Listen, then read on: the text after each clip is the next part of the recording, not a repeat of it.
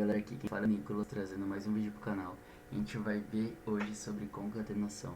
Então, vamos supor que a gente tem aqui um texto chamado meu texto.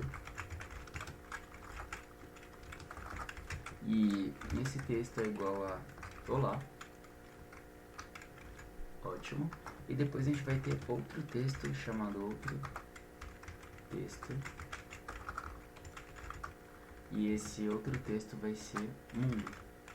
E vamos supor que a gente queira juntar o meu texto com o meu outro texto em um texto só. Então, como a gente faria? Vamos criar uma variável único texto é igual a junção do meu outro texto com o meu primeiro texto. A gente consegue fazer isso de muitas formas, né? A concatenação de um texto com o outro tem várias sintaxes, então não tem maneira certa de fazer isso.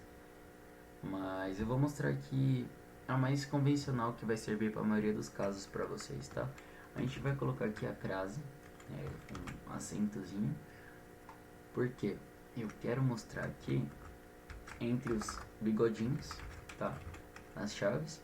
E antes de eu digitar as chaves, eu coloco o dólar. E aí entre os bigodinhos agora, eu consigo colocar um valor de uma variável, por exemplo, o meu texto.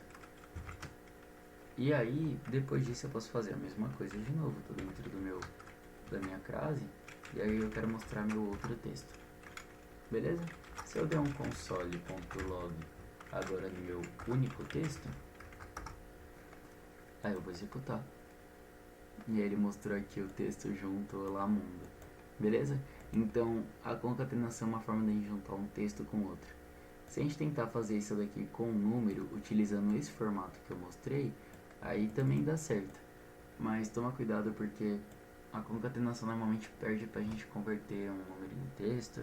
E eu inclusive quero ver se isso daqui vai realmente dar certo aqui. Vamos testar. Olá 15. Então dessa forma que eu mostrei aqui utilizando as crases, a gente consegue juntar um texto com um número. Mas se a gente for usar, por exemplo, uma outra forma que é super comum, seria usando o sinal de mais. Então seria, por exemplo, se eu tivesse que sobrescrever essa variável, único texto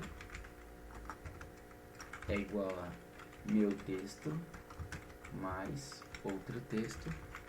Isso daqui em algumas linguagens normalmente dá erro, por causa que a gente não consegue juntar um texto com um número. Mas JavaScript ele não tem problema, tá?